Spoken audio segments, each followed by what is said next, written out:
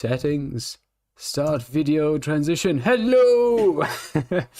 Hello. Welcome, everybody. Welcome, Corgi Animation. Welcome to the chat.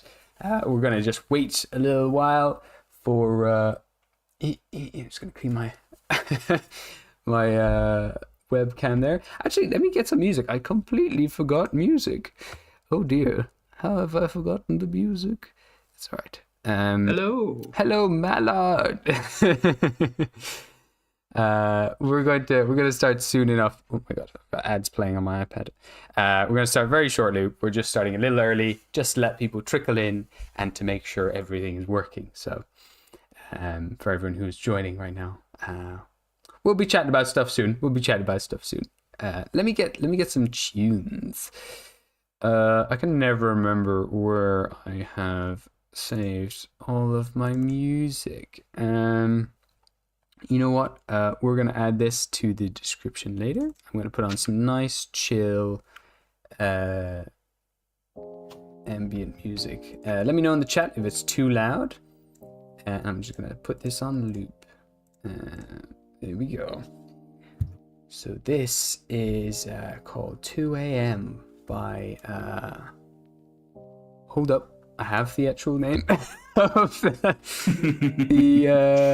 the artist. I'm just gonna put it in there so I remember later on what to put in to the description. This is a great start. Hello, CW Glazer. That's a cool name. Welcome. I'm just finding. It's fine, actually. I'll edit it later. It's fine. Hello, everybody. Let me know if the music sounds awesome. Music is good. All right, perfect. Hello, Rose. How you doing? Both here and over there. Hi. Rose is my fiance. Be me, hi, eating dinner with my wife, looking forward to watching this later. Have fun, you handsome devil. Oh my goodness, that's very kind of you. Ugly goblin, but handsome devil. My secret persona. Wow, we already have 17 people in the chat. Wow, that's crazy. Oh, wow, welcome. Okay, hello. So we'll get started soon enough. I'll just wait for people to all filter in. But you all know me, I'm the Ugly Goblin. My name's Gabriel, and we have a very special guest on this live stream. We have V from My Wife is the MC. He's going to be joining us. Hello. Would you like to introduce yourself, V? What kind of stuff do you do on your channel so people know what to look out for? Yeah, hello. My name is V. I'm from the channel My Wife is the MC. I do D&D homebrew. Almost 90% of the time. The other 90% I do custom systems. V is crazy powerful. V has a crazy brain for homebrew stuff. So I wanted someone to chat with here on this live stream about this new TTRPG I have accidentally designed. And so it'd be great to have someone who has the intellect for this to chat it through with them, and obviously chat it through with all of you here in the chat today. Oh, Adam Kolga, thank you so much for subscribing. Thank you. So yeah, we're going to go through what I've accidentally made very soon. Yeah. Okay. So all right, we've just started officially. It's 1 minute past the hour, so I guess I could start chatting about it a little bit. So yeah, the story of this is I have made a classless skill tree system for D&D. Very fun thing. You can make whatever class you want or whatever character you want. It's super customizable, all that kind of stuff. And everyone's like, why do you make it for 5e? This is clearly its own system. So go play my systems, they say. So yes, I was like, yeah, that's fair, but I wanted to keep it, contained in 5e, so I don't have to go make monsters. I don't have to do. There's a lot more work involved in making a very unique system, rather than just making a very big mod for 5th edition. But over the my little holiday back in Ireland, I just had a little sketchbook and I was writing down ideas, just thinking about how would it be possible if I was to make my own, hypothetically, if I was to make my own system, how would I do it? And I started jotting down notes, and I've accidentally kind of made the basis for this classless system to be its own TTRPG. What does people say in the chat? Actually, before we get into it, we'll reply to some things here. Also, let's say hello to who we got there. Aiden McDaniel Higgins. That's a good. Aiden! No way, is that Aiden? The Aiden that I think I know? I don't know. We'll see. Beautiful. We've got Anode Strife. Hello. Anode Strife, also really good channel. Am I pronouncing that right? I'm notorious for pronouncing things badly. Might be Enothe? Enothe Strife, maybe. Has a really, really good channel where he interviews some crazy big people in the TTRPG space and just in fantasy and YouTube space in general. So go check them out as well if you want to see some really genuine interviews with some very interesting people. And I don't know if I can say. Yeah, I won't say anything. We also have Shadow God 212. Says definitely on accident. Yeah, welcome to the stream. Stream Element says thanks for subscribing. Oh, that's a mod or a bot. Okay, perfect. But yes, everything starts with a base, Aiden. Absolutely. So I suppose since we've got quite a lot of people here, we can go straight in and show off what's been put together. Yeah, so you're also not just sitting there silently as well, V. No, it's cool. Okay. So I'm going to swap over to another tab over here. There we go. Perfect. So this is probably kind of familiar to you. There's bits and pieces missing from this skill tree right here. This is I'm basically ripping out all the guts from my previous, this is my combat skill tree, my classless combat skill tree. There's two more. There's also one for roleplay, and there's also one for crafting. Crafting, yeah. So I'm starting with the combat one, ripping it all apart, renaming a few things. And these will all be new abilities that kind of better fit the new TTRPG that I've got going on. Hello, Embers, as well. Welcome. What else? We've also got CW Geyser says hi. Oh, I'm just repeating myself now as well. I just missed you, Embers, so say hi. So yes, this is kind of the guts of something that I'm in the middle of working on. But we'll start with the I guess the dice that you roll for this system. Because everyone likes dice. Pretty sure 90% of the people who are subscribed here are some form of dice goblin. Also, hello, Dash X Games 123. Hello, welcome. So yeah, starting with the dice.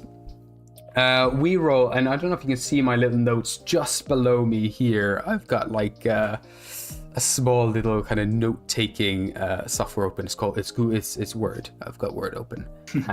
So I'm gonna scroll down till you can see. Yes, there we go. So this is going to be a 2d6 system. And before anyone runs away and gets really mad, I also hate bell curve 2d6 systems. And so the reason I've chosen, instead of like a d20, instead of 2d10s or d100, instead of 2d12s or an interesting set of dice, I have decided I wanted 2d6s for a few reasons. Like we mentioned as well, V, one really nice thing about d6s is it's super accessible to everyone. Super, yeah. It's very accessible. You can buy it almost anywhere. Even non-RPG shops, they probably have dice. Yeah, or if you have a Monopoly game lying around the house or something, you have access to 2d6. Or just 1d6 and you just roll it twice. But the thing is, with 2d6, you've got this very interesting kind of bell curve that forms. So it's really easy to roll, and the likelihood of rolling a 7 or any kind of number like a 6 or an 8 adjacent to 7, you're really likely to hit those. So you're very likely to get a very average result most of the time, but then getting really high numbers like a 12 or a 2 is really, really difficult to achieve. So I don't like 2d6s for that reason, because I feel like it's less random.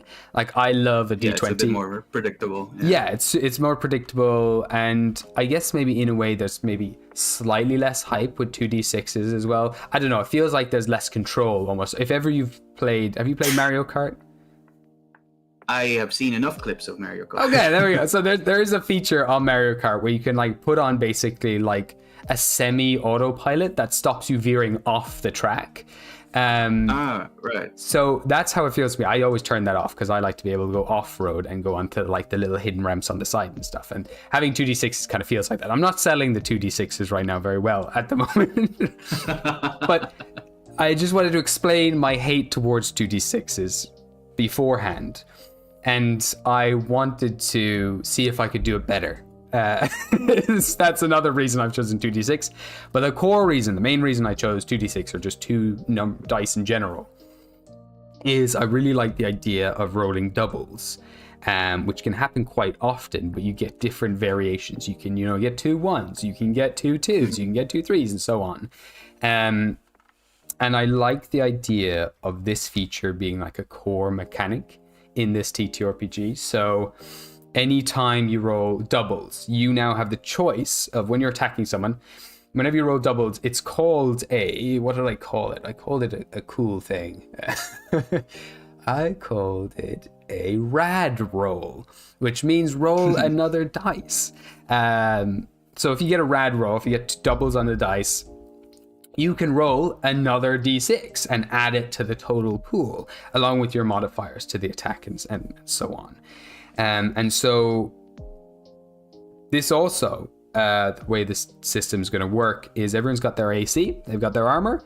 There's no damage dice in this. If anyone's played DC 20, it's really, really fun. I really like DC 20 because they solve the issue of if you roll a d20, you're playing D&D, you roll to hit first, then you roll for damage after. If you get like a 24 to hit, like a goblin who's got like 12 armor or something like that, you feel like it's going to be a really powerful attack.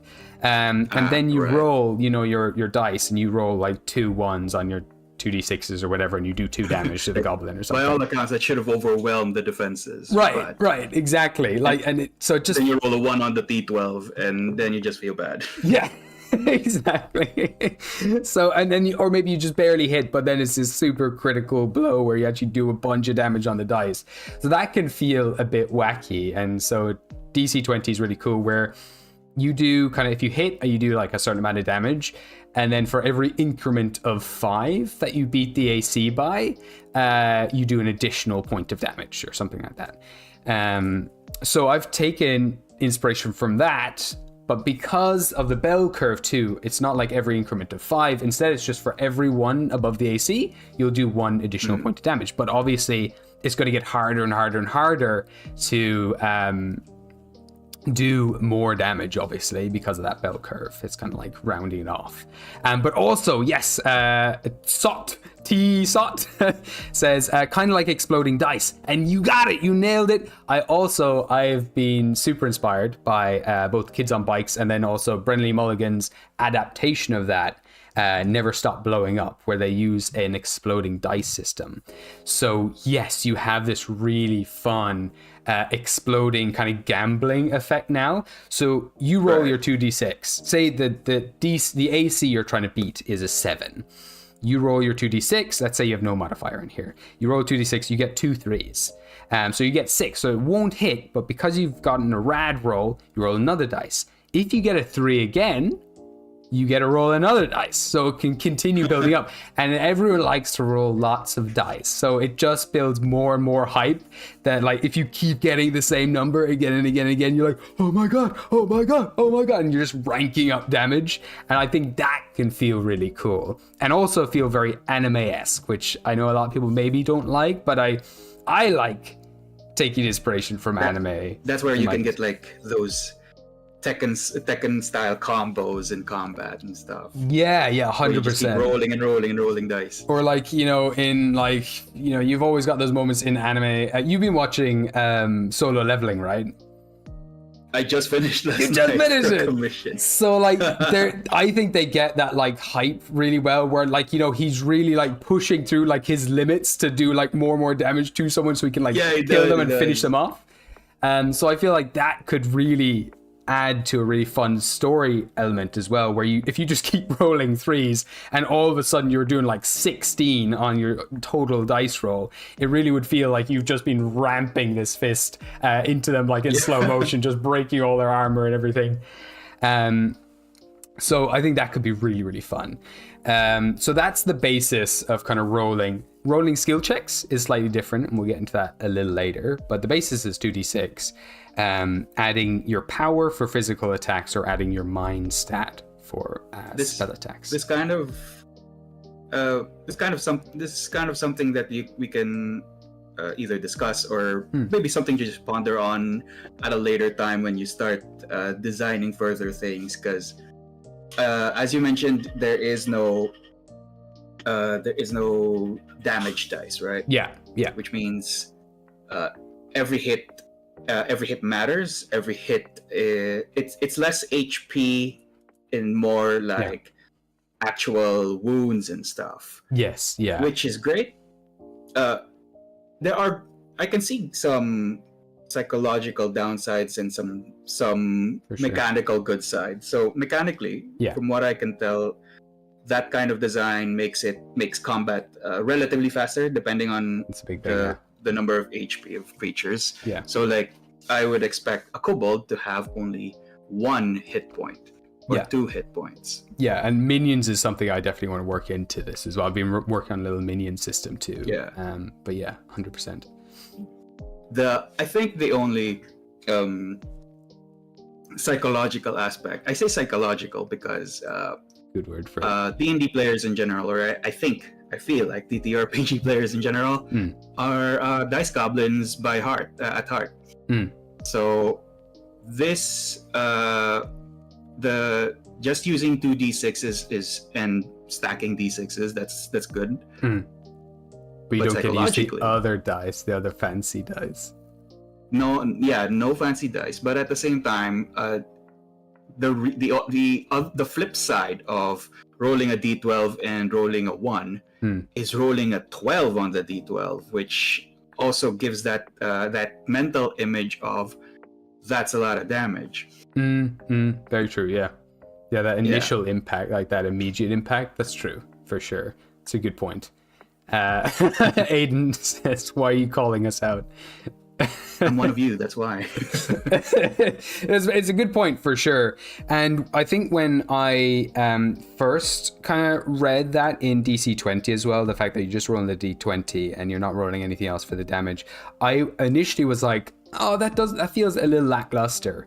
But in game, it's really nice when you're actually playing it. The hype is really fun, and it does it like that. It removes the chances of you rolling again. You roll a d12 for damage. You don't get the 12. You get the 1 on the dice. And you're like, that I only did the 1 damage. Whereas it's all happening in the one moment. You don't have to like pause that for that little moment after knowing it hits to then, roll your new dice for damage or whatever. There's pros and cons for sure. It's definitely a fine balancing game. But I think as well, what I think will be hopefully interesting too is it's also not always going to just be I roll more d6s and just do more damage, etc. And again, you mentioned as well, you expect there to be like things have a lot less health, and that's definitely a thing. I want to work with a lot more kind of smaller numbers with this system, so it's really clean and refined and like pared back.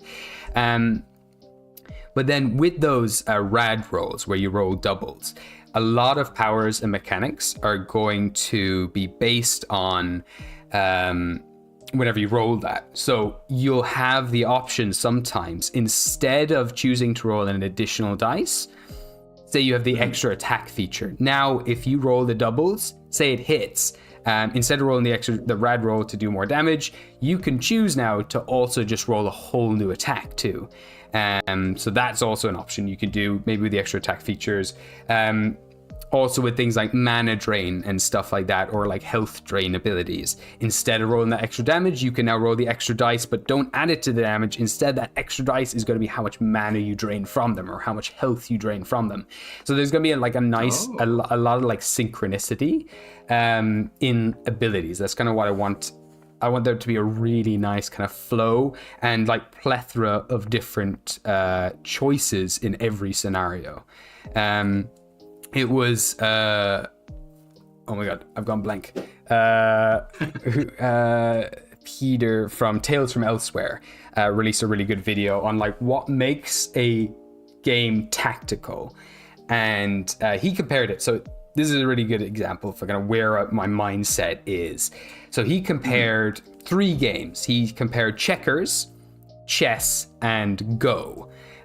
So he said, so like, one of the kind of questions he kind of proposed was like, okay, does having like more complicated mechanics and nuance rules in a game make it more tactical? So he compared checkers and chess in that regard. And in that regard, checkers is way more simple and less tactical than chess because you've got all these cool features. But then he compared that to, say, you know, D&D and Pathfinder. So in Pathfinder, you've got way more options to build a whole character and build your perfect build and stuff. But what happens with that, when you have more options, it gives that illusion that you have more choices. But most of the time, because you have all these options, you're going to hone your character to be really good at one thing.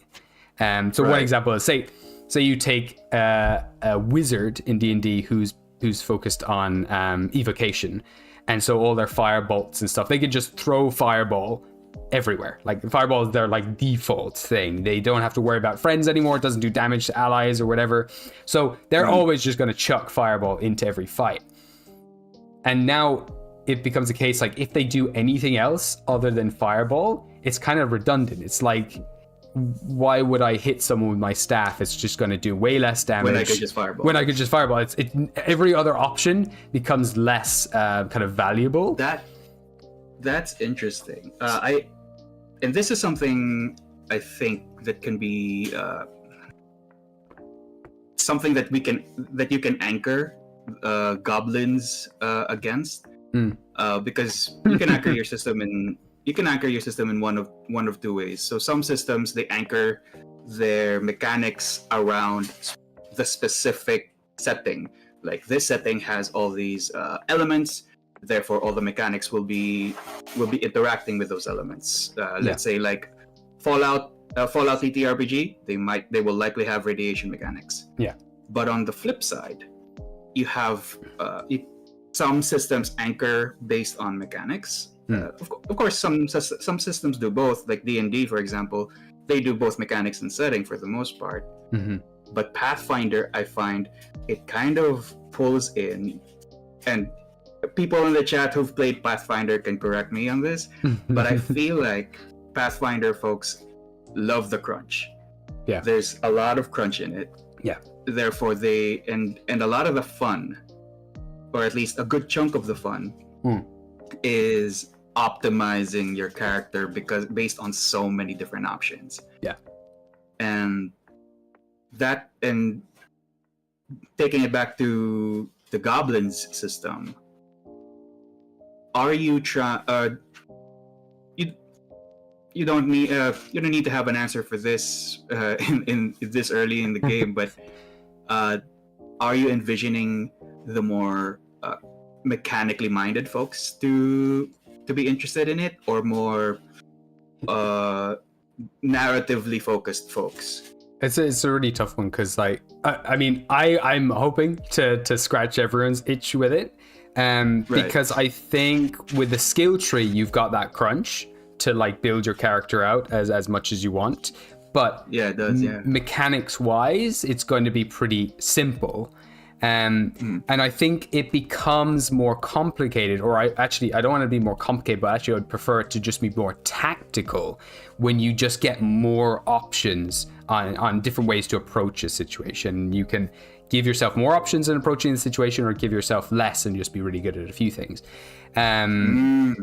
So another point I was going to like follow up there was, so you've got like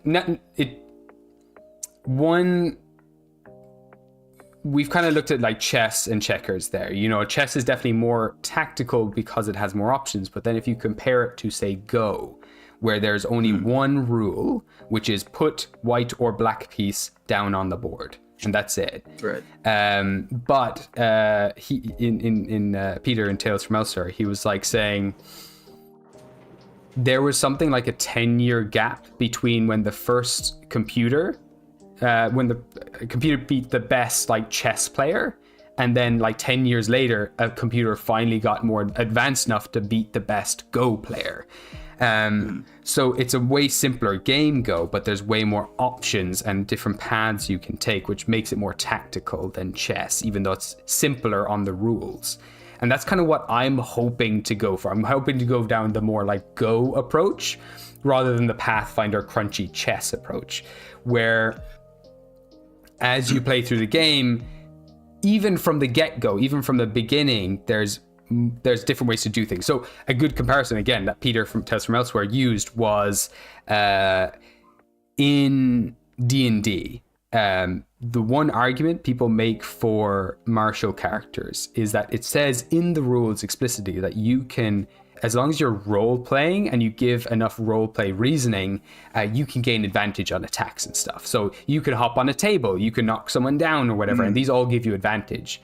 But all of those options, no matter how you approach it, no matter what you do role play wise, the system only will allow for one outcome in the end, which is giving advantage. It doesn't give you all these other options. So I want to flip that kind of in a way, or like kind of break it open and have more tactical options. So that will make something more tactical too. So D&D in that regard isn't very tactical. It's just, you can do a lot of things, but they all result in the same thing. So if you can do something that results in many different things, I think that's really exciting. So with this, for example, you've got the D6s, you roll them, and if you get a rad roll, you now have more options. You can use some of your abilities that do different things in a rad roll, and you can choose which one fits the situation best.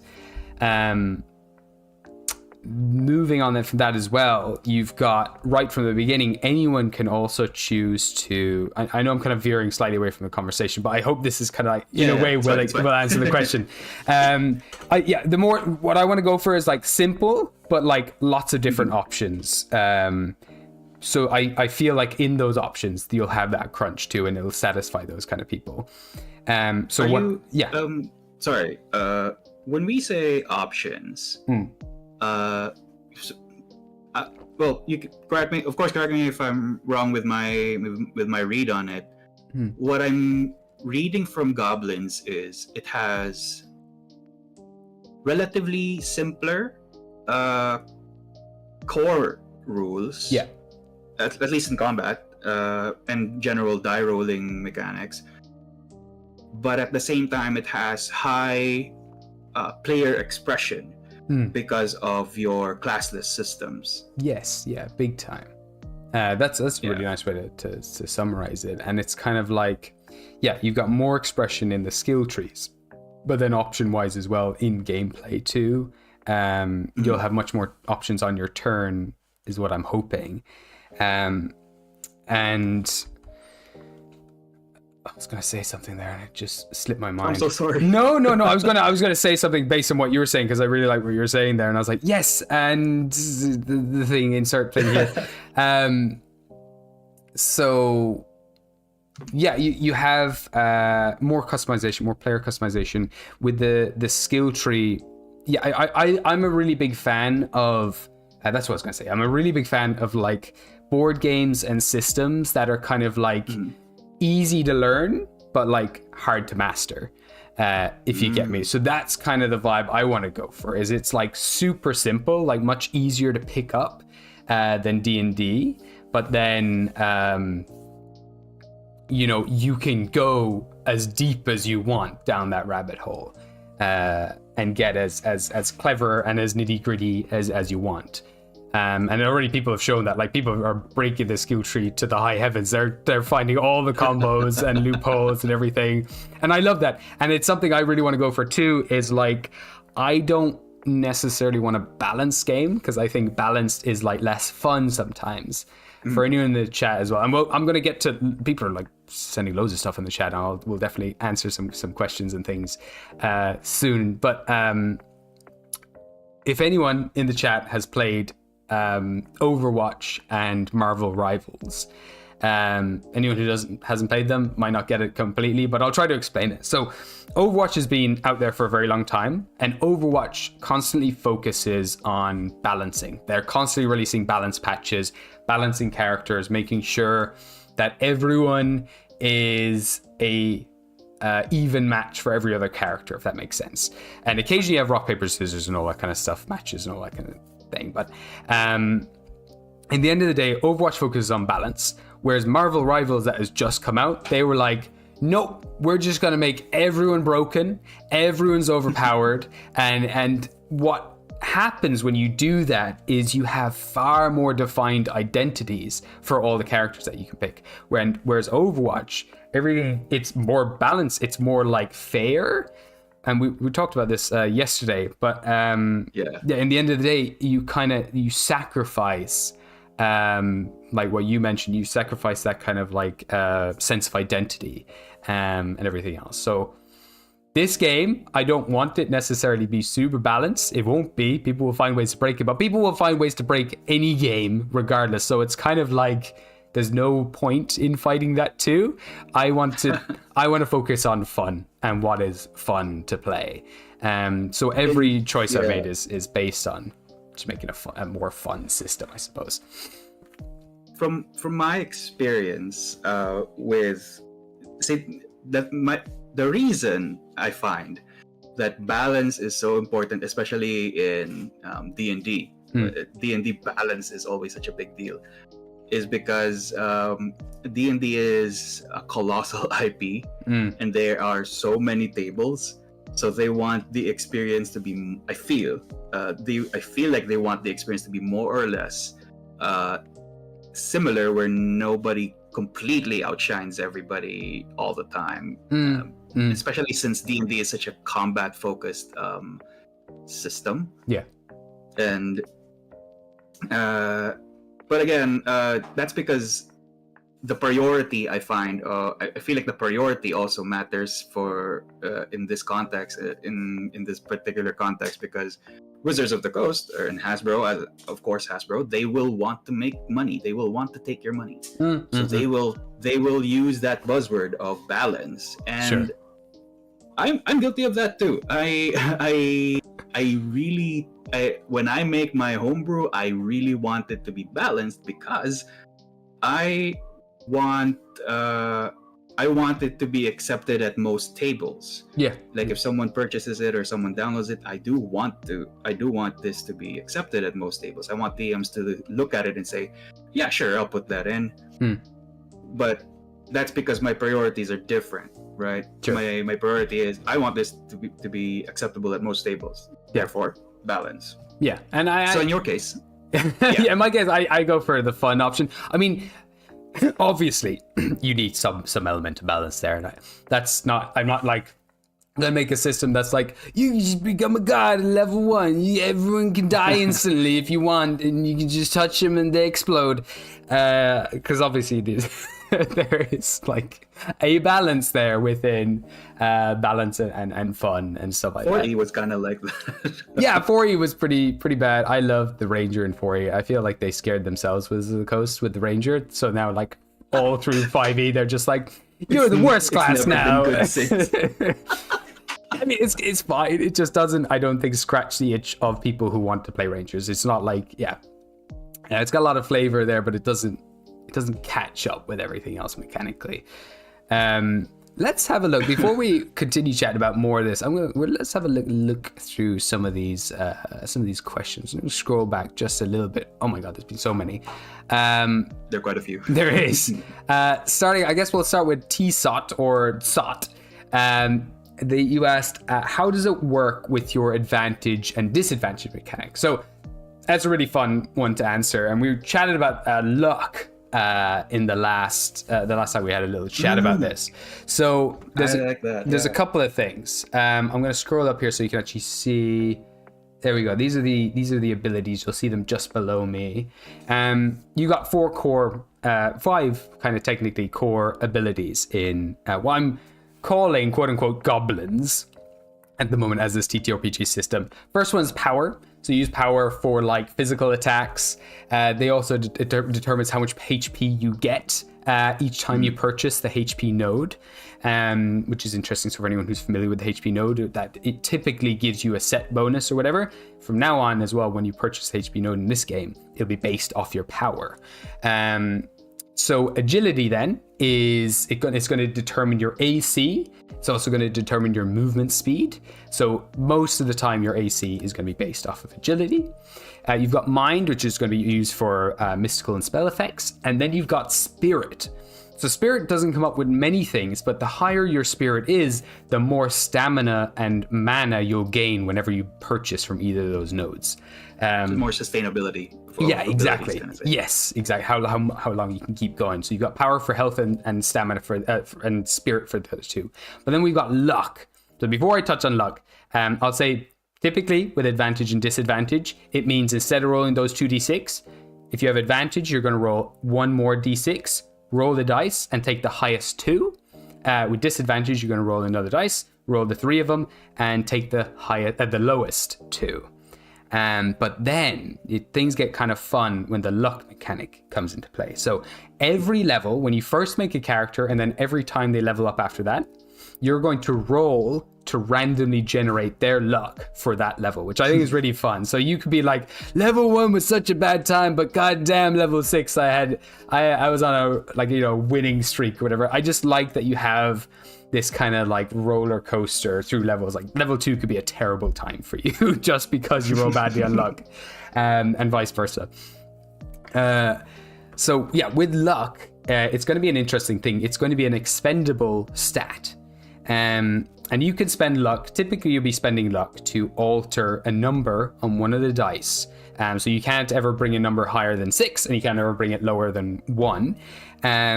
But when you roll your 2d6s, you can spend 1 luck to either increase or decrease a number on one of your dice. So you can do that to push for rad rolls, for example. Let's say you roll a 3 and a 2. You'd be like, I want to spend that 1 luck to increase that 2 to a 3. So now you've got a 3 and a 3, and now you get to roll a rad roll, and the dice explode and stuff. So that's a fun way to use it. But another way you can use it, and I've taken inspiration from my brother, is that you can use luck as well to slightly alter the rules. So this came up, we were chatting about like in D&D, you had a DM or whatever. Was it you who was saying that you had a DM that, like, basically they wanted to... Yeah. Right.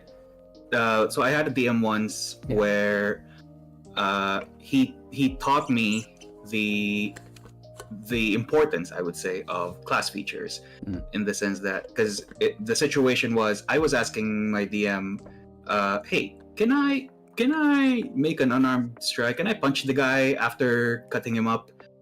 And the guy said, or something to that effect, something that breaks the rules, essentially. Yeah.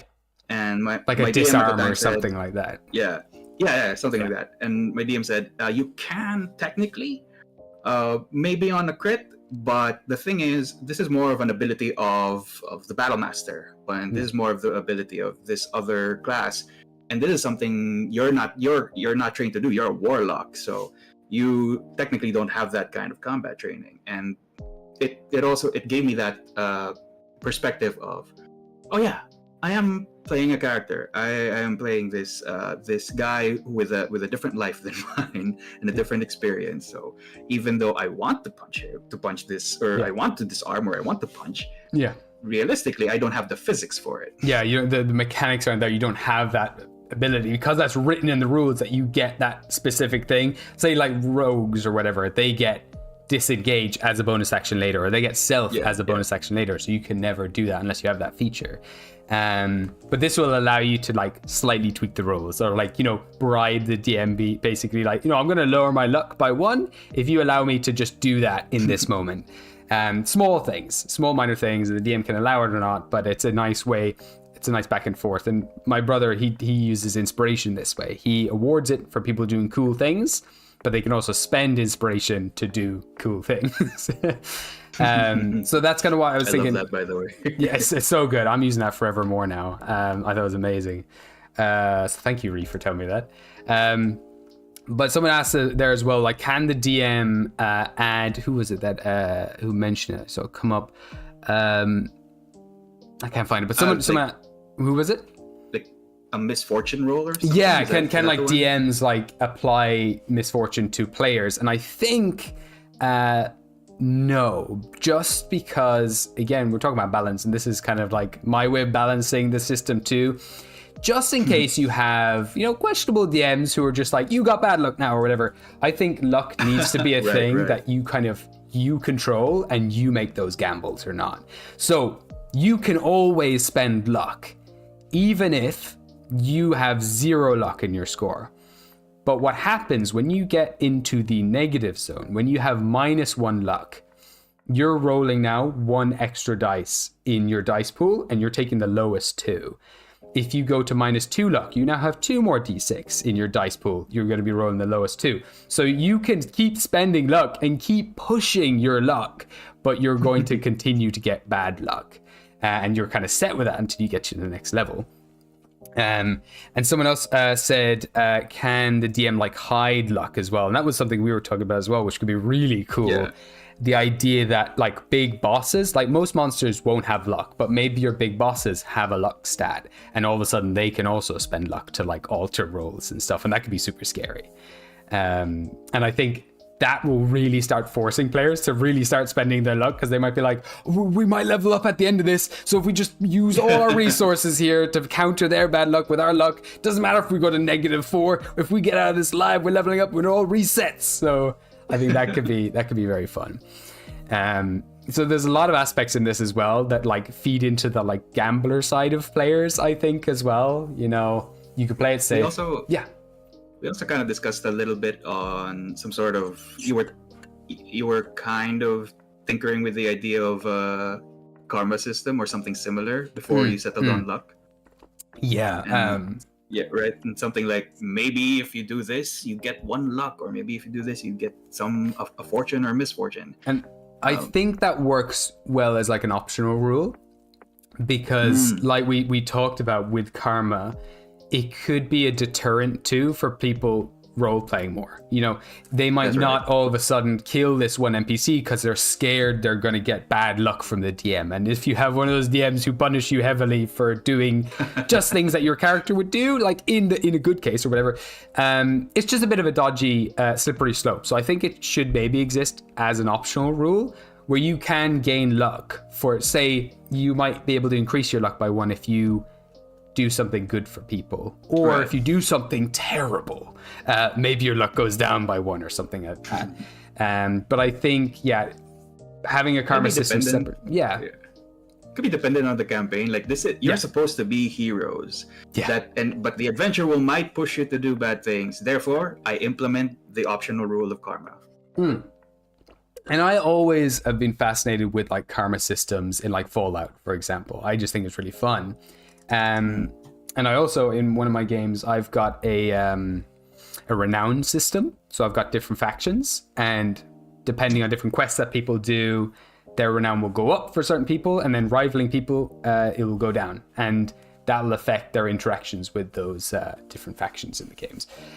So I think it's a cool thing. I think karma could be interesting, but it's just one of those ones that could also lead to problem situations in games as well.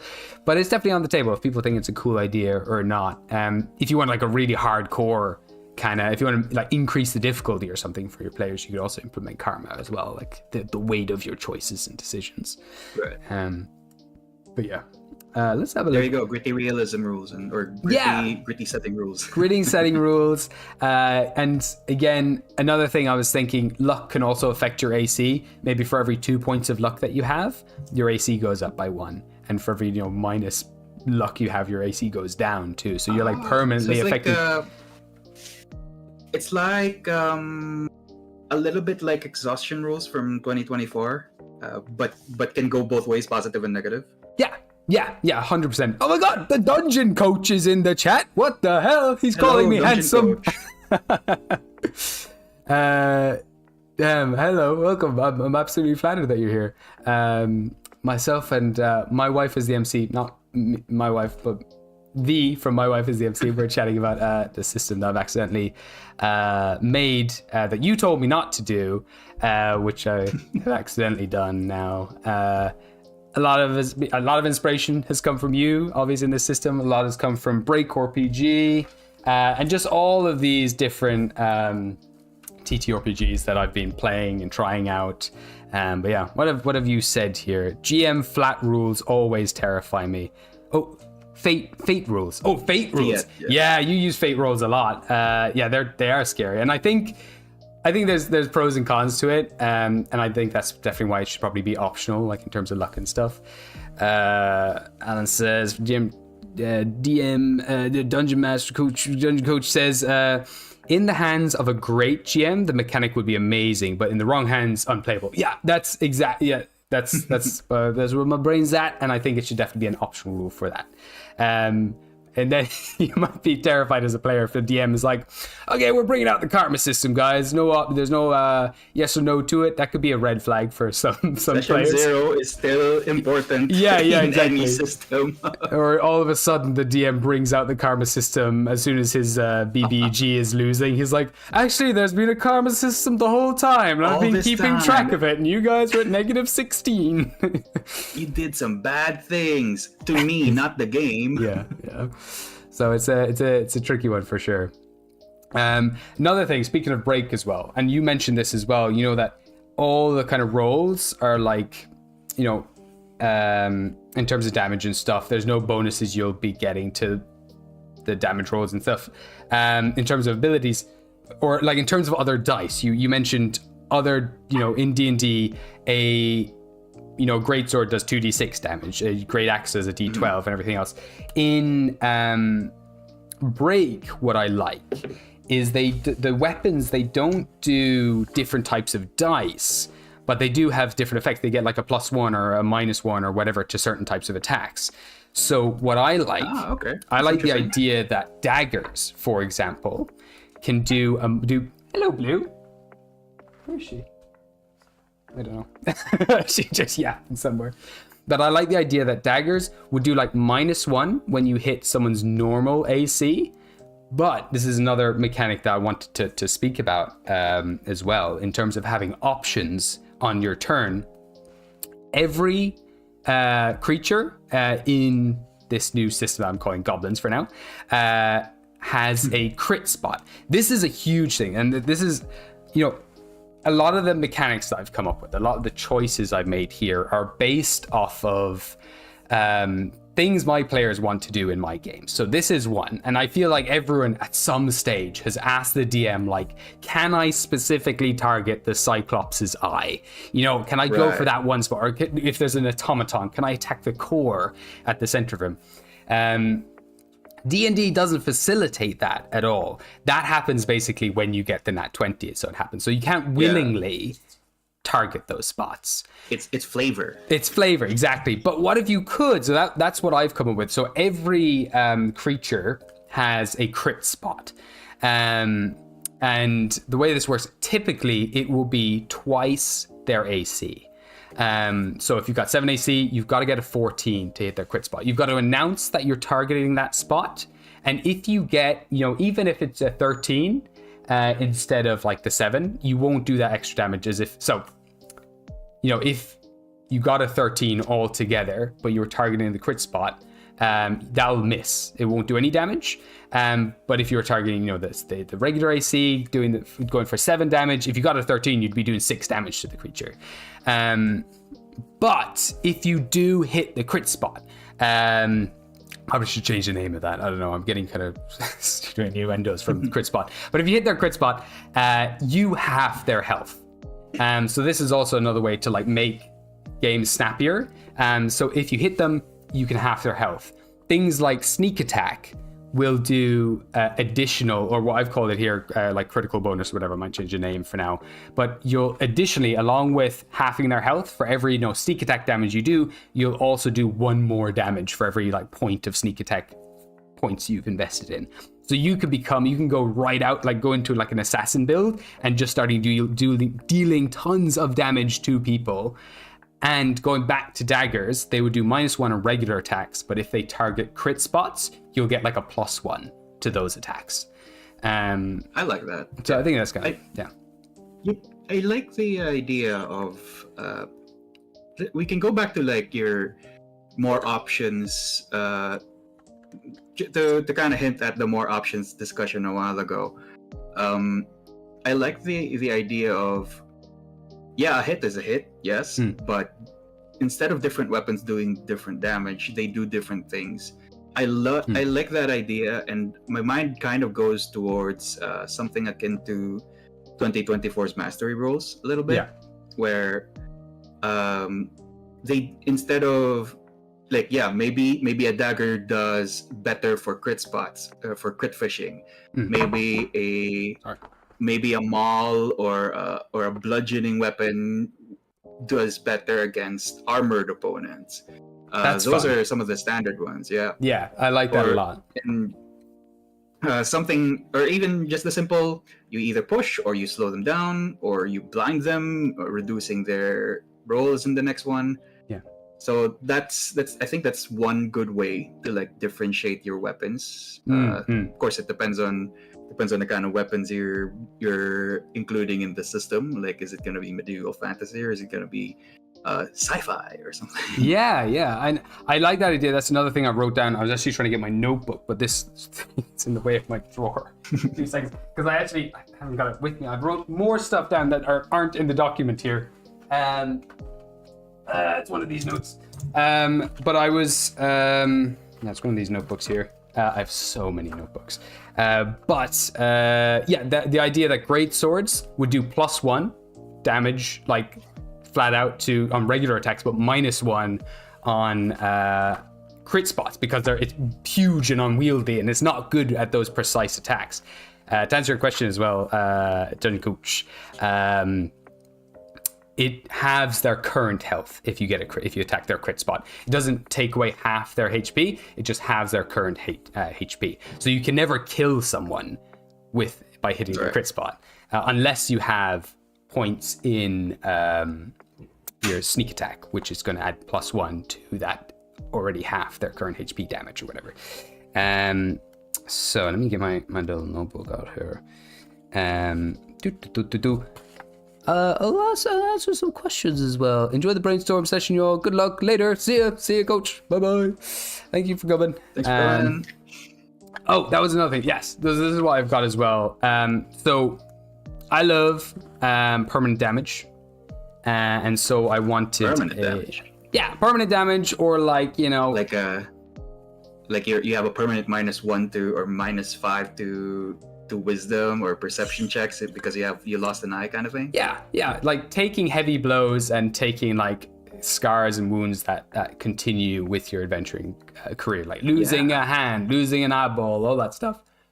That tells a story. I love it. So my players love critical permanent damage. Anytime they take, one thing is like if you take half your health in one go, you'll get permanent damage. If you get downed, you take permanent damage.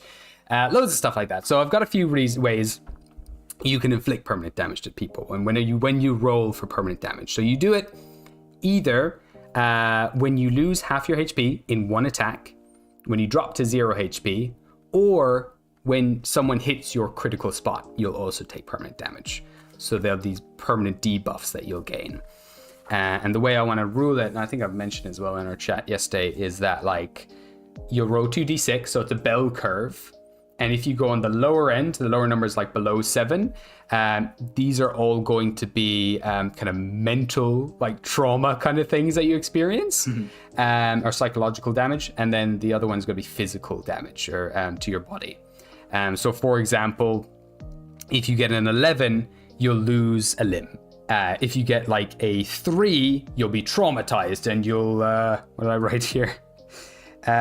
you'll get like one of your mental scores will go to like a negative, like be reduced by 1 or something like that. But then if you get a 7, you're just you get a cosmetic scar, and stuff like that. So that's another side of the system that I think would be fun, and it gives more incentive as well to target those critical spots, and even for the DM to take risks and target a player's critical spot too, if someone really wants to hurt someone.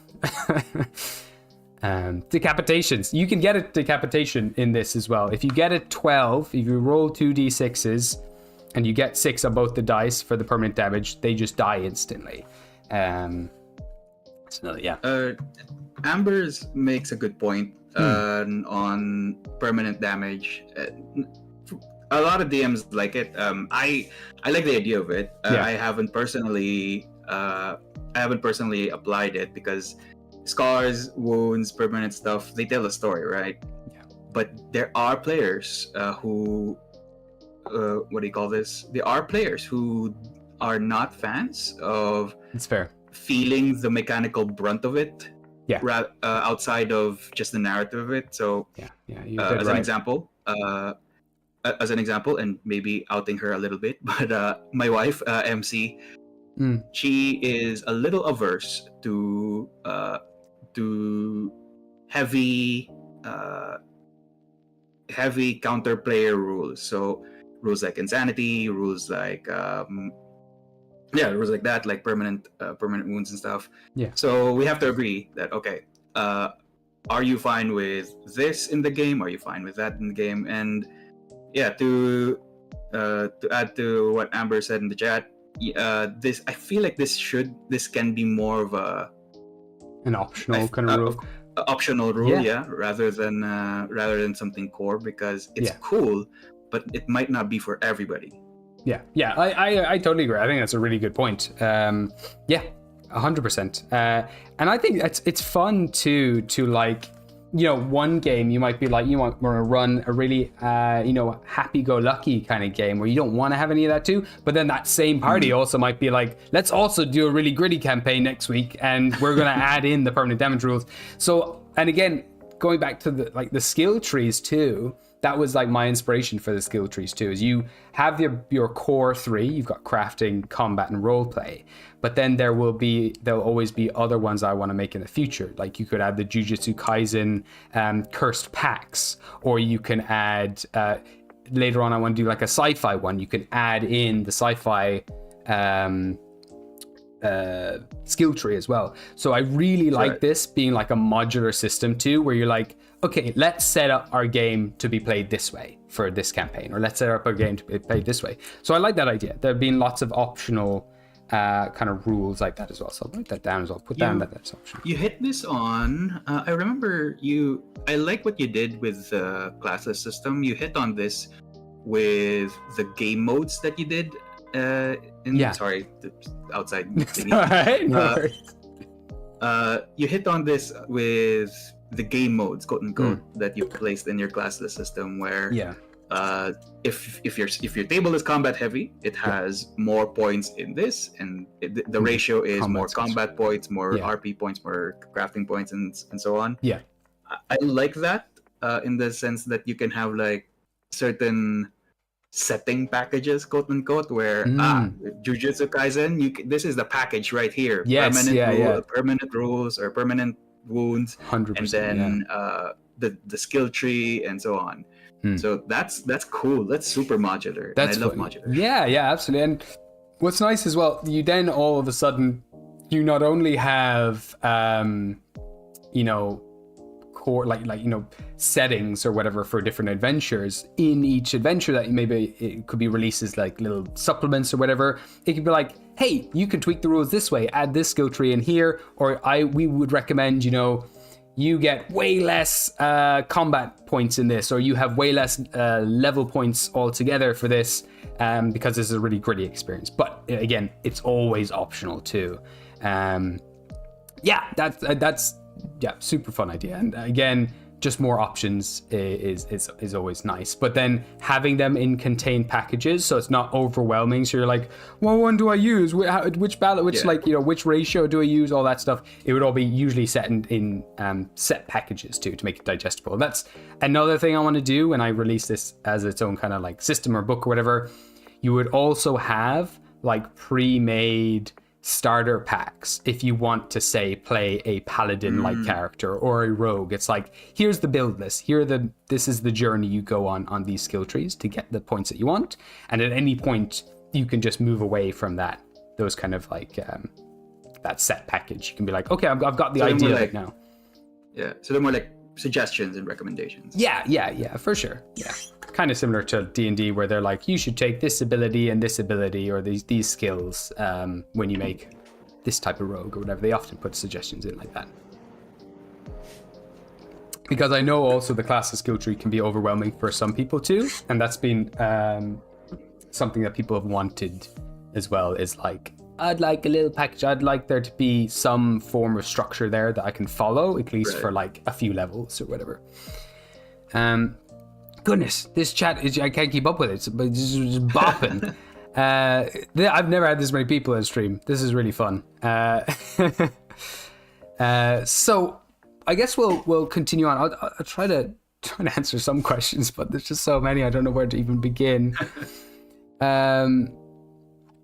Okay, I'm sure hopefully we're answering some questions if we continue chatting. Also, at any point, V, if you need to pop off as well, because I know it's getting late on your side too, that's perfectly fine. Nah, it's fine. It's the weekend tomorrow. I'll be fine. For anyone as well who hasn't, in the meanwhile, check out V's channel. My wife is the MC. Amazing homebrew over there. So just take a moment, guys. Take a breather while you're getting like water or whatever. Go over to V, subscribe. Their channel's incredible. If you want more fun homebrew stuff, everyone likes homebrew. Oh my god, Grey Wizard, amazing. One of the creators of Break is in the channel. Oh my god, this is crazy. This is fun. Wow, I got your book right here. That's awesome. Welcome. Quattro says, I've been a fan of a concept of special move skill tree where you can put points into the effects, damage, and resource costs, and you split the points into multiple moves across one. That's kind of fun, just doing like big mega moves. That could definitely be a really fun skill tree in the future as well. Yeah, real kind of like big anime vibes. Could just be called the big anime skill tree. The big anime. So I'll move on to some other kind of sides of the system that I think could be really fun. One is I guess skills, and I'm very curious to get your opinion on this, and I'm curious as well to get a lot of other people's opinions on how skills will work in this. So they work a little differently, where I find in D&D, now we should be able to see some of the skills there. What I find in D&D is explaining to players, I think it's somewhat intuitive. Dexterity can affect your sleight of hand and stealth and all that kind of stuff. I think it makes sense sometimes. Well, that's the thing. Dexterity can be a god stat, but it can just affect so many other skills, and then the likes of Constitution, you get health and everything else, but you don't really get any skills for it and stuff like that. So I'm playing with the idea that skills are separate to your main 4 core stats. But at any stage, if a DM allows it, you can use a modifier from a specific skill in a certain ability if they think it's valid, but it's not always going to be the case. The way skills work, you've got 2 things. You've got skills, you've got a set amount of skills, and I need to actually get my notebook for this to actually remember what I have written for skills, because I haven't actually written in the document. Yes, so you got you've got skills that you can level up and you can progress in. And you can go from a novice in that skill to an expert to a master to a grandmaster. Very similar to DC 20. I love that idea that you can hyper focus on specific skills. If you are a novice in a skill, actually, first of all, if you have no training in a skill, you're going to roll a d6 whenever you need to make a check with that ability. So that's the first thing. Your skill determines how many click-clacks you are rolling for that ability. So Novice, you get 2. Expert, you get 3. Master, you get 4. And then Grandmaster, you get to roll 4, but you can... What did I say here? You choose the top 3 rather than the top 2. Usually you'll be choosing the top 2 for each one of them. But if you're Grandmaster, you can choose the top 3 and add them all up together. And again, we're working with the bell curve here. So the difficulty graph is quite simple. 3 is easy, 6 is medium, 9 is hard, 12 is near impossible. And if you can get a 15, which you usually can't get unless you've got modifiers or you're a Grandmaster in something, you complete an impossible feat. But the interesting twist I wanted to add here was that you've got your skills, but then you've also got topics that you know a lot about. And you choose a few when you make your character first, and you can become better at certain topics. You can either hyper focus in topics, or you can just be really good at many, many different topics. And the way D&D works is usually the DM is like, the player is like, I want to do this thing. The DM then chooses typically a specific skill that they think is relevant for them to roll, and then they roll that skill. What I wanted to do is add a bit more control to the players. So what happens, the player asks what they want to do, the DM gives them the skill that they want to use, and then the player gets to choose a topic that they're good, that they know stuff in, and asks if they can apply the modifiers of that topic to the roll. So for example, let's say you're going to roll a tinkering check. That's the skill you're going to use. You're going to use tinkering. The player might be like, hey, because this is a magical robot, can I use my knowledge on arcane in this skill? Or can I use my physics, my knowledge on physics in this skill? So you can like flavor the role in fun ways. And these will add either +1, +2, or +3 modifier to the roll that you're making. That's kind of a thing. It's just like a flavor that you get to put your own spin on the thing. I don't know if that's too much. I don't know if that's convoluted or not, but I think it's fun. Yeah.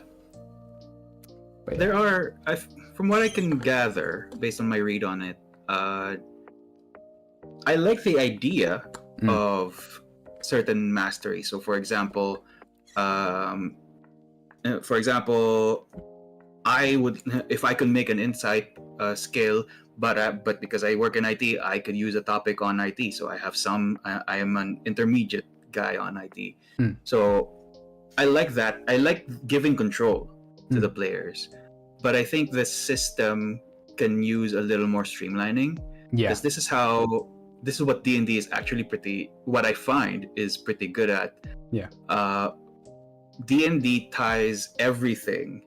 Or not everything. D&D ties a lot of things to the core 6 stats. Yeah, right. That's true. So it's a great way. It's a great way to abridge things, and at the same time, it's a catch-all thing of I'm not trained in Arcana, but I have high intelligence anyway. We can try. Yeah. So it's simple. And it offers a lot of flexibility, but you're right in the sense that it doesn't give control to the players. But at the same time, situational awareness is not something, or situational what's the term? Situational proactiveness, I'll call it, is not something innate to a lot of players, especially new players. That's very true. New players will always take the lead of the DM. So they may not have that instinct of, I'd like to use deception because I'm really good with greater beings. So maybe I can lie about certain greater beings. So that's very true. That's one. Yeah. That's why you're design-wise,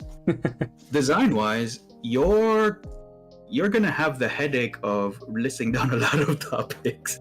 Yeah. Because there are so many different topics. Yeah. Because there were 25 there. Yeah. Yeah, D&D attempts this, and I think it's a very clever way of doing it, because they just categorize topics into arcane, religion, and nature. Yeah. Those are and history. Those are all the topics. They don't care whether I am a master of Ottoman Empire history, but I actually have no idea on Roman Empire history. Yeah, for sure. Yeah, but they're just they summarize it. Yeah, it's very true. Which has its own issues, yes, but it's a nice, quick, and easy way for sure. And design-wise, also, I am of the mindset, and this is something I got from the man himself, Jeremy Crawford.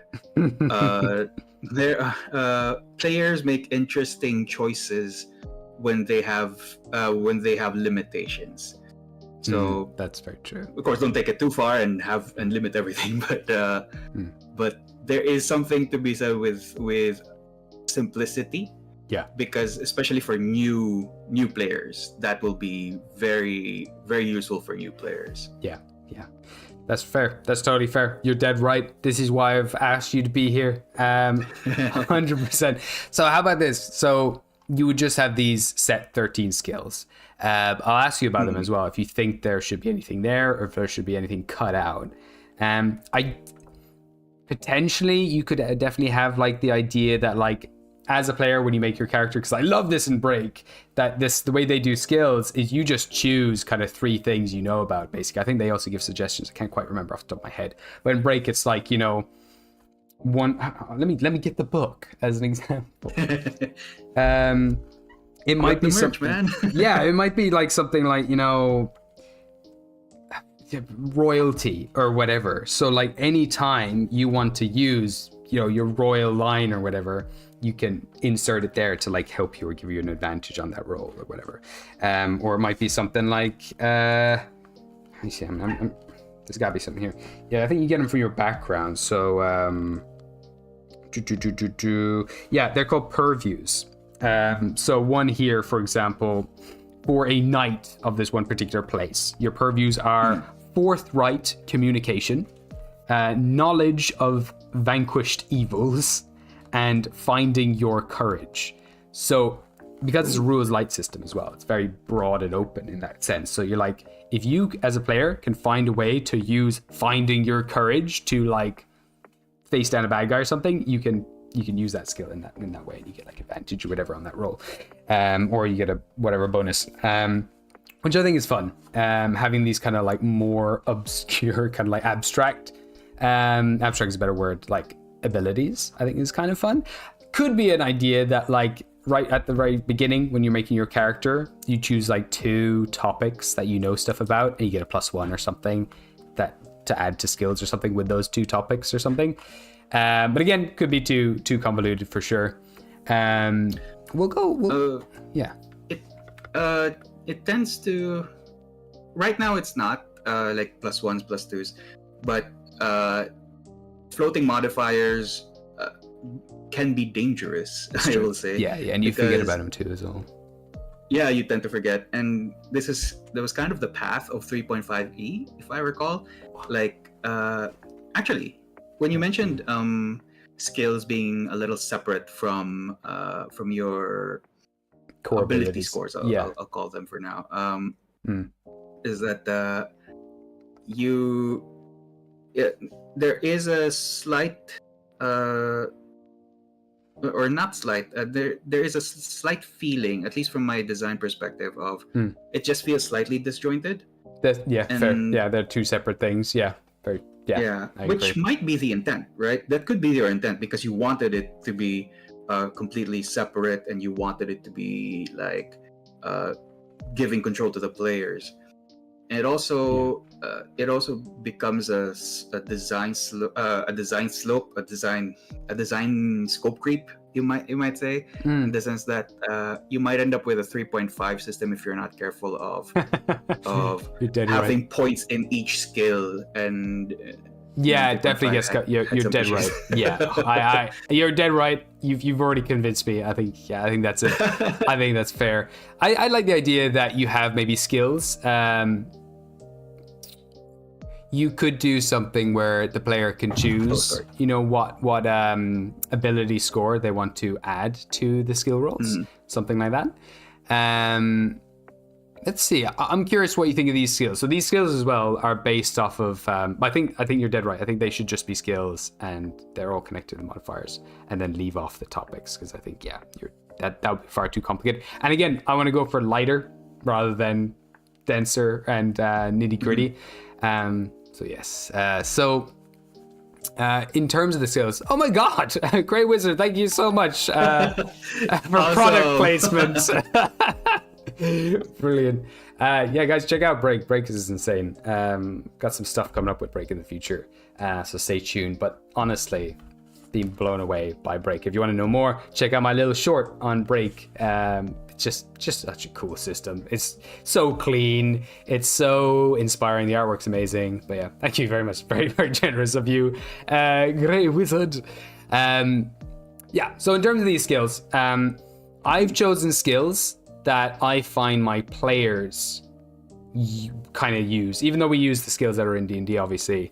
These are kind of the skills I think would work, and they're a little anime-ish as well. Aura. Aura is the first one, which is one straight up. I like it. The inspiration just came from Break, because I realized how much potential Aura has. Aura encompasses intimidation, persuasion. It also encompasses just the vibe you give presence. off. Yeah, you're present. I think it's nicer than charisma. Charisma is kind of along those lines where a lot of people, when they think of charisma, they think of they're good looking or whatever. But charisma can be so much more. Yeah, but I like Aura is just a bit more vague, I guess. It's a bit more it can encompass a whole bunch more things, and it's just how people react to you and stuff like that. So I think it's a nice flexible one. Next one up is create. So create just anytime you want to fix up something, build something, anything like that, you can use the create skill. If you want to write music, do a performance piece, all that kind of stuff. We've got deception, which could totally just be an aura as well. You could just make a deception aura, so that could go potentially. But I feel like deception is also super flexible, can be used in a bunch of different ways. Yeah. So I'll leave it there for now. I won't destroy it, but I'll put a line through it. Endure, I think, is a fun one. Just enduring things like poisons, blah, blah, blah, blah, blah. I think there was something like that in 4th edition. There was an endurance roll that you could make. 4th edition had fortitude. Fortitude, everything. Yeah, fortitude was one of the defenses, right? But I think there was also a skill with constitution as well. Yeah. I haven't played 4E since 2013. If someone in the chat knows, then the chat might know.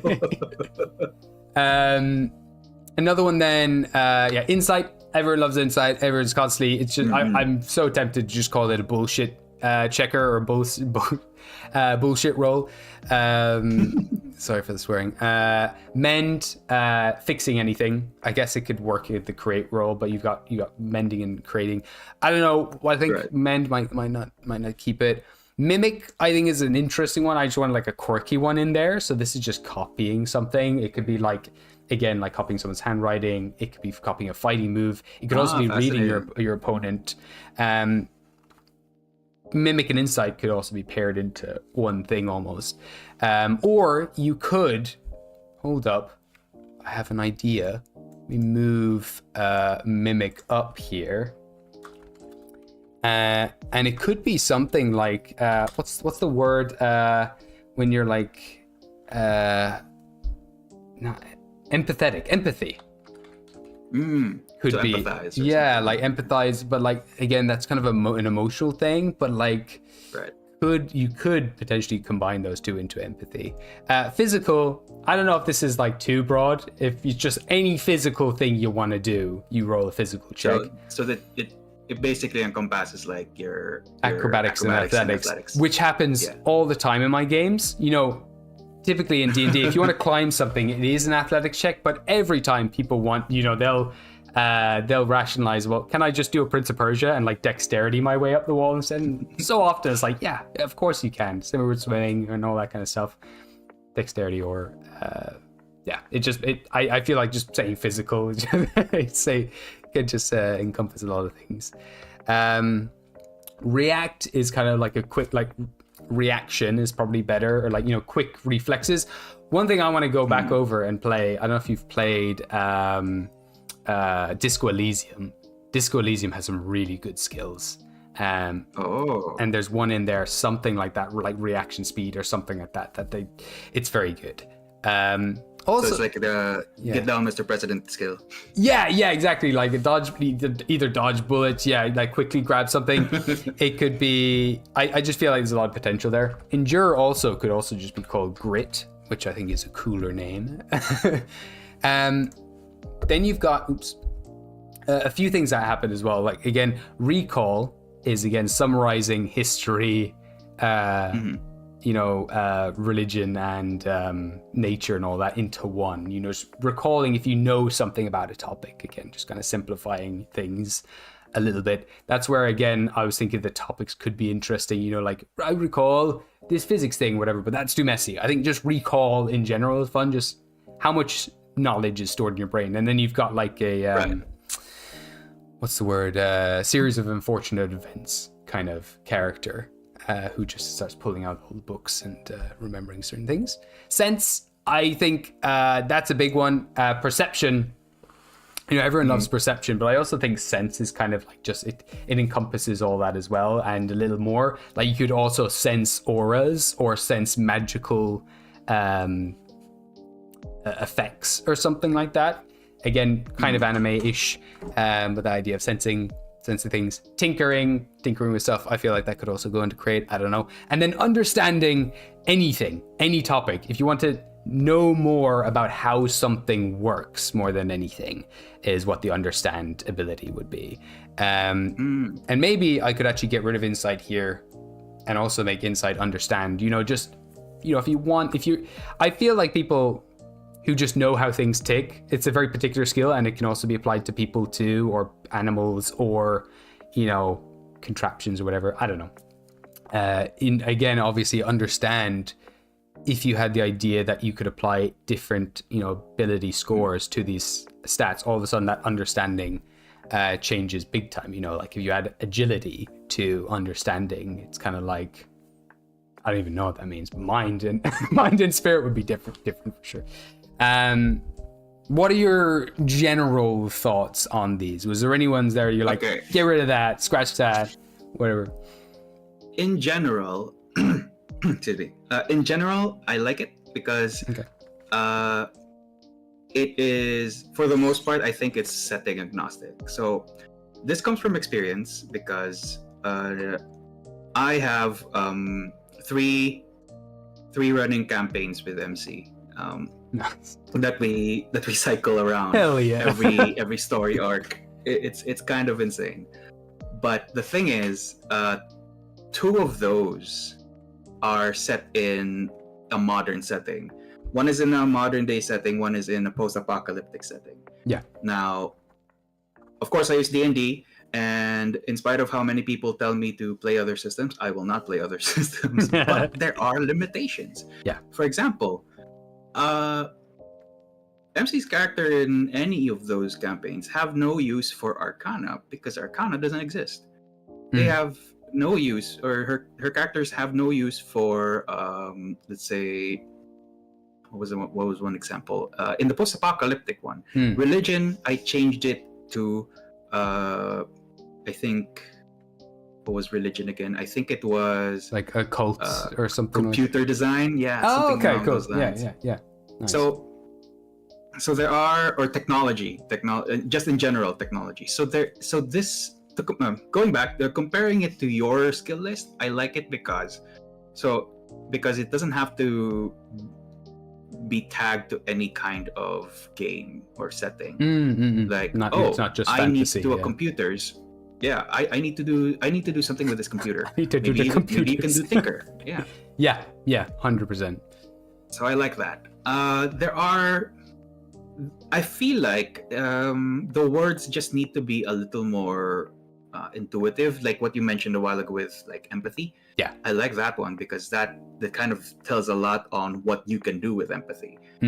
Because as an example, when I was starting out with 5e, I was like, oh, is medicine skill how you can heal, or is the survival skill how you regain HP? No, none of those things. So there's some training that I had to go through to understand what the skills were, and not a lot of them, or some of them really were not particularly intuitive. Yeah. So there might be some friction with how intuitive the words might be. So for example, it might be difficult to differentiate between recall and understand. Yes. Or there might be create and tinker. Yeah. So some skills might be congealed into one, but you don't want to go too light. Otherwise, you'll end up with no skills. That's interesting. Yeah. Someone else as well, they said instead of reaction, just call it reflex. I love that. I've put that in. Someone also said tinker and mend could be the same thing. So that's also interesting. Yeah, they definitely need some play. Yeah. I love the idea of react. Honestly, I love the idea of react because there are so many get down Mr. President moments in any D&D table. Yeah. But even D&D doesn't have a get down Mr. President ability unless you're a fighter with a shield. True. And so react gives me a lot of nice feelings, but I feel like it can belong in a different subsystem because like a defense, for example, or something. Yeah, it might be something more of on a defensive mechanic. So for example, in D&D terms, if someone goes get down Mr. President, the DM might just say, okay, give me a dex save. So that might be where react might belong. Yeah. But you run the risk of, okay, you make a reactionary system. Yeah. But you run the risk of, oh my goodness, I just created saving throws all over again. That's the thing. So I didn't want to do saving throws, but you could totally do. I think these will definitely play into some abilities and stuff. I like the idea of these also being able to be saving throws. Make an aura check to like fight against a thing.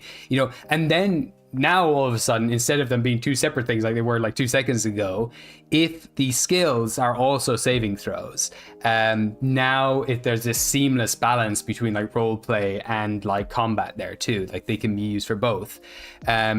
For example, insight being used to get the upper hand on and get like a sneak attack or something like that.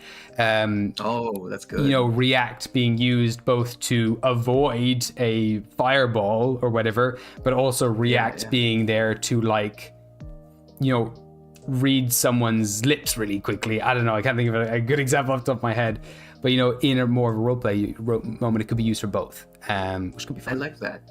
Because that's something D&D doesn't have. Because D&D is like, okay, it's now combat time. Can I make an insight check? No, this is combat, damn it. Insight checks will not give you anything. There's such a big divide between the two. There is, yeah. Another thing, he's gone from the chat. The dungeon coach has gone from the chat. I want to have an action system because I love it. So you don't have bonus actions, movement, all that stuff. It's so unintuitive. An idea I had is like basically, everything costs an action and you've got a set amount of actions on your turn. You can also use them outside of your turn if you have abilities that let you use them outside of your turn. And then they reset, at the start of your next turn. But you'd start off at low levels. You only have like a few actions that you can do. And you only need a few actions when you're low levels too, because you're just getting used to how things work. So, you've got 2 actions maybe at level 1. But then every 4 levels or something, you gain a new action. So when you're like level 20, you've got like a gajillion actions that you can just do all these kind of cool things at the same time. it's one thought I have I'm playing with as well. Also, Game Master Guide, welcome. Hi, how's it going? Game Master Guide. Hey. Also I need to write down. Someone said to check out Blades in the Dark, which I haven't actually played yet. Blades in the Dark, and also want to go back and play some more Disco Elysium, because that also has some really nice flavorful skills that I love. So I'll mark both those down to get more ideas. But this is like the base of some skills that I had the idea of. I like the idea, like you said, them being broad.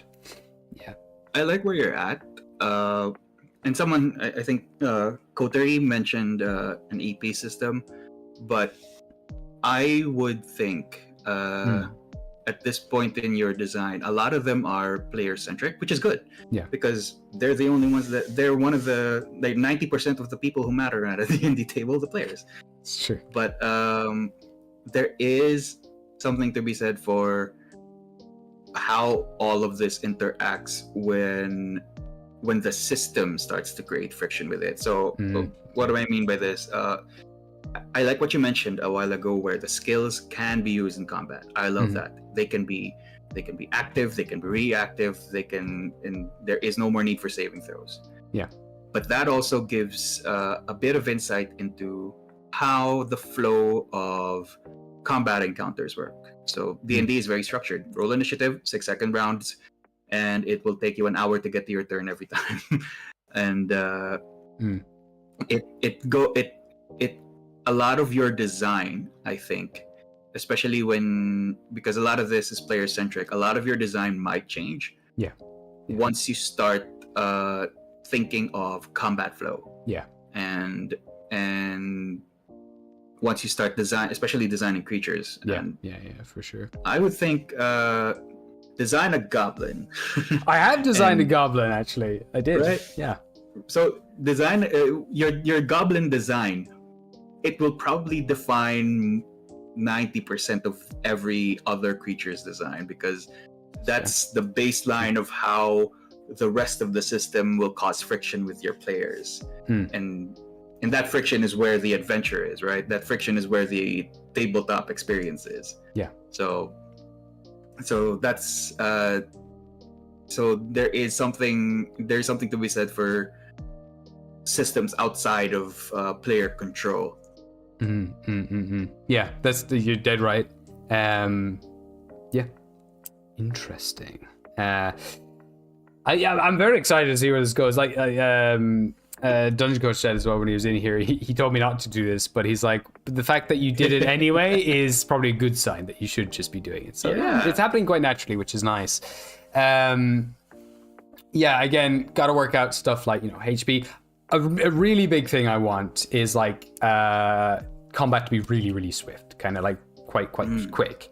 I have found as well, DC 20 is really really swift, and that's also down to the fact that players can take actions outside of their own turn.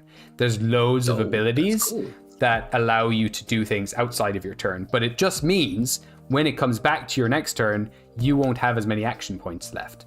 So there was like a warlord, for example. He can get other people to take actions outside of his turn, but it costs an action point. So everyone's got 4 action points. So let's say on his turn, he uses 1 action point to attack. He then uses 2 more later on to get other characters to attack, and then he uses 1 to defend someone.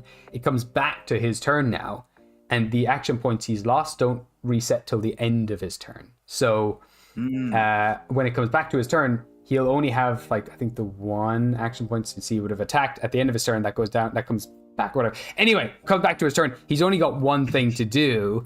So his turn is then gone, but he's split it and divided it out amongst other people's turns, and it just feels much more natural, the flow of combat. It's much more back and forth. Lots of things to be learned from that system. Having action points is pretty cool.